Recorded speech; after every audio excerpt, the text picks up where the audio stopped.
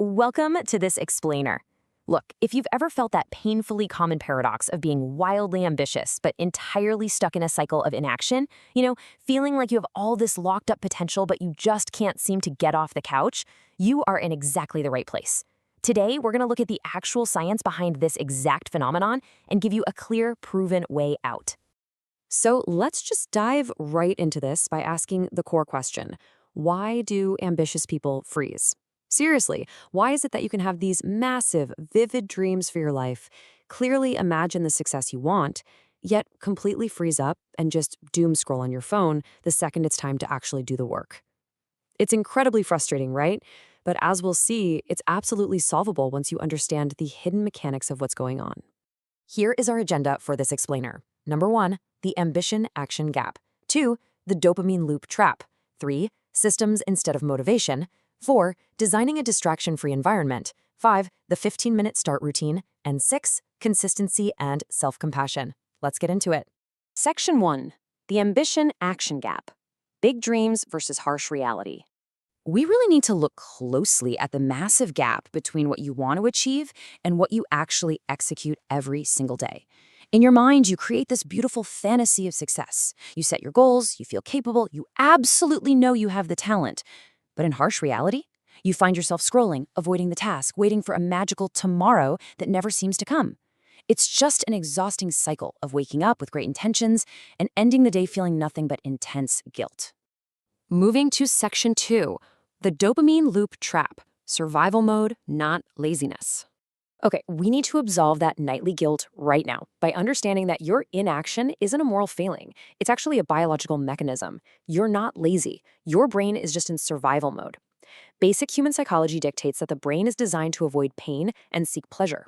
So when you look at a huge, challenging goal, your brain literally sees the effort, the uncertainty, and the potential for failure as a biological threat.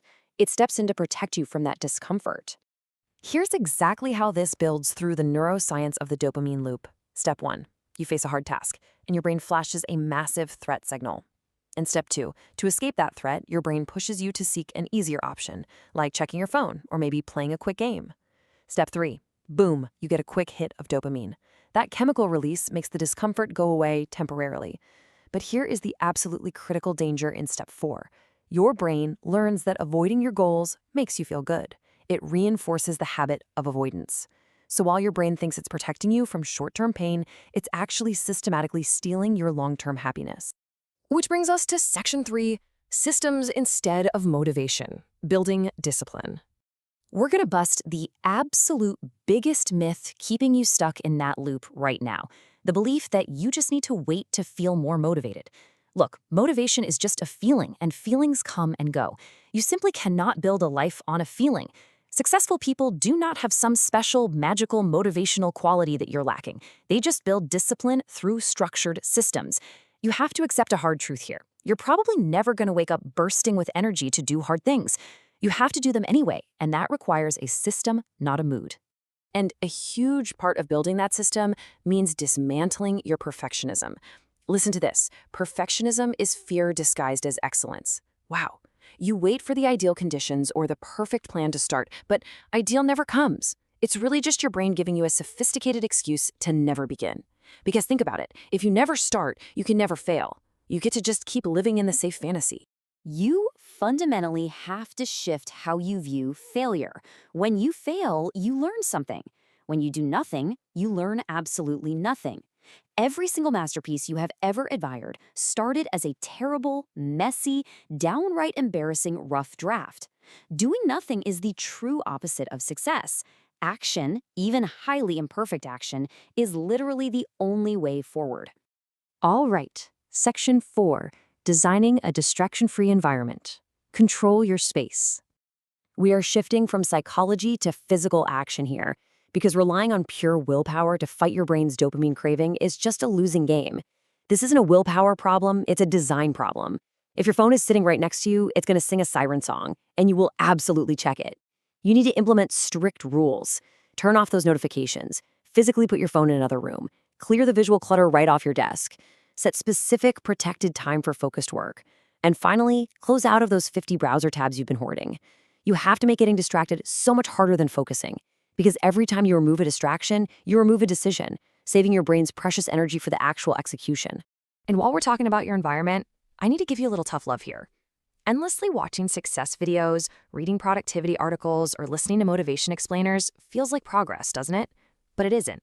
It is your brain tricking you into feeling productive while you continue to avoid the actual work. You already know what you need to do. You have to stop consuming and start executing. Section 5, the 15-minute start routine, rewiring your brain. So here it is. We are going to outline the exact granular system you're going to use to finally break your cycle of paralysis. By following these 4 simple steps, you're actually going to rewire your brain's reward pathways. Step 1, pick one tiny thing, like literally writing a single paragraph. Don't try to change your whole life overnight. Step 2, fully expect your brain to fight you with excuses and intentionally ignore them. Step 3, execute for exactly 15 minutes. No more, no less. Step 4, repeat it tomorrow. Doing this completely bypasses your perfectionism. It teaches your brain that the discomfort of starting isn't actually dangerous at all. Once you do this a few times, that biological resistance gets way quieter and momentum just naturally takes over. Finally, Section 6, consistency and self-compassion, maintaining the change. We absolutely have to address what happens when you inevitably mess up. Because let's be real, progress is never a straight line. Beating yourself up simply does not work. Guilt and shame only make the problem worse. They drain your energy and they reinforce that avoidance loop we talked about. You need to trade that guilt for self-compassion. Forgiveness isn't about letting yourself off the hook, okay? It's about giving yourself permission to try again tomorrow without carrying the heavy, paralyzing weight of yesterday's failures. I really want you to burn this realization into your mind right now.